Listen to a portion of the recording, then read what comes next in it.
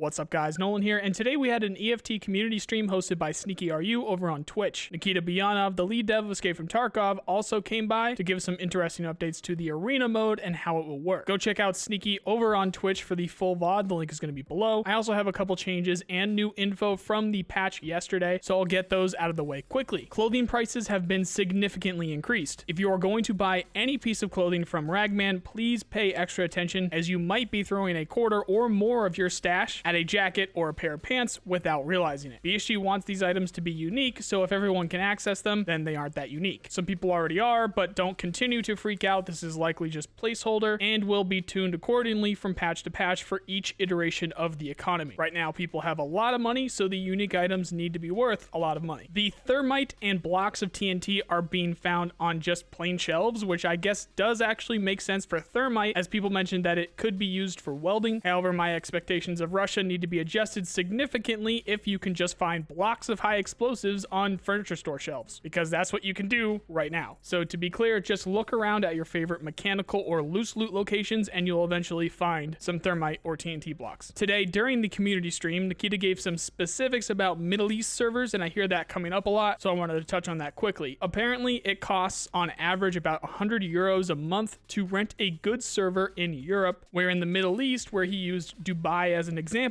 it would cost 1,500 euros for an insufficient server. He said it's just not worth spending that money on those servers, so they won't be getting Middle East servers for Tarkov until there are proper ones available for both technology and price. Apparently, the ghost steps are not due to Steam audio. This isn't official, but from what I gather, I guess it might have something to do with scavs spawning. Either way, they're working on getting it fixed as soon as possible. The Ratchet wrench for the GPU craft is being found in streamer item locations, so it may be a streamer item, but I'm not sure whose. It's either that or that is just an easy rarity pool for them to plop that in. Either way, check out the spawn locations for streamer items if you're looking for that new Ratchet wrench. Also, I wanted to point out again, make sure that you guys are paying attention to what ammo you are using with the STM9. This is the new 9mm AR that they just added yesterday, as the high tier AP ammo will overshoot your target. I suggest going offline and messing around with it versus long and short range targets, so that you don't get dunked on close range when your rounds go over a Taz Scav's head. If you want it to act normally with zeroing, then use PSO GZH rounds. All right, moving on to arena now, but if you have no idea what the arena mode is in Escape from Tarkov and it's your first time hearing about it, I made a video completely on that subject, and you'll find the link to that video in the description, but it is now outdated as some of the info that we got from Nikita today changes things. The TLDR is that it will be the embodiment of competitive Tarkov. It's very PvP focused, although it will have PvE aspects. It can be small maps, quick games, better servers, and separate currency from the open world Tarkov that we are used to now. Now, as to today's updates, thanks again to Sneaky for putting this together. The link to his channel as well as the full VOD of this discussion will be below. Nikita wanted to preface this with everything is still subject to change as it is in current planning or development, so keep that in mind. He has fully confirmed that it will be possible to lose your gear in arena. There will absolutely be an avenue for you to use your open world Tarkov gear in the arena, and it will be possible for others to loot it. The kicker, according to Nikita, is that whoever finds your gear will have other things to worry about because of how fast-paced the games will be. It's going to be like killing one person of a 5-man group and looting them when you know their buddies are just around the corner. Sure, you can try it, but it likely won't work out well for you. Nikita also mentioned that insurance will work very differently and be more efficient. BSG are pushing for the arena to be done this year, and Nikita guaranteed us at the very minimum significant progress with it, to the point of possibly having closed sessions this year. He mentioned a trailer or something similar will be coming for arena before its release. Nikita elaborated on some things with arena, where he mentioned that they want it to be a bit more accommodating to a more casual player base, so there will be features in place to facilitate that. It's planned to be able to use the arena currency on some kinds of presets for gear so that you don't have to use your open world gear. However, this will come at a cost of ranking in the arena. It sounds like they are pushing you to use your open world gear, or it's a clever way of feeding the ranking system. Nikita said that there will be lots of game modes from all of the favorites like TDM and Capture the Flag. However, there will not be respawns at all. They still want us to value our lives more than you would in a respawn game. So picture this like competitive Counter-Strike, where there are rounds instead of respawns. Then depending on what game mode you are playing, there will be different kinds and amounts of rounds. It will not always be 5 versus 5. There will be 3v3 and even 1v1 modes, and there will also be PvE modes. Some games will be as quick as even a minute long, and that's because of how small the maps are going to be, but it could go as long as 20 to 25 minutes depending on the location and the objective. The speed of the games play into the insurance of your gear as well. According to Nikita, it is very likely that you will get your gear back if it is insured. They want there to be some kind of spectator mode implemented in some way, but they don't know how it will be accessed just yet. In the past, they've referenced a camera setup, but we'll see what they end up doing. Everything points to this being a very solid effort to competitive, aka esports ready Escape from Tarkov. Nikita mentioned again that it won't be considered DLC and that it will for sure cost extra money to take part in. However, the only thing in question with that is if EOD owners will get it for free or not. He then went into why this is a thing because of server costs and the extra development, and I went into detail with that on my first video on Arena. The Arena will be built to facilitate proper competitive gameplay with better backend and graphical infrastructure. Networking will also be updated to include 120 tick rate servers and more. The general gist of things with the Arena sounds like it will revolve around your survival. The longer that you survive, the more Arena currency that you get, which establishes your rank. If you don't use your open world gear, then you will have to spend that Arena currency, which will lower your rank. My guess is that the top players in the Arena will get access to the Black Division cosmetics, as that just makes complete sense. We've also recently seen a lot of IRL Black Division patches popping up on BSG team members. That is for sure something to keep an eye on. And that is going to do it for today, guys. Again, check out Sneaky's channel linked below to check out the VOD of the entire Q&A for yourself. What do you guys think about the developments with Arena mode? Are you even interested in a more competitive mode for Escape from Tarkov? Let me know in the comments. For the latest Tarkov news and content, check out these playlists here. If you like more games than just Tarkov, check out my second channel. If you like this video, then you know the drill. Please subscribe. I really appreciate the people who do. Otherwise, I hope you at least learned something, and I also hope you have a nice day. See you guys.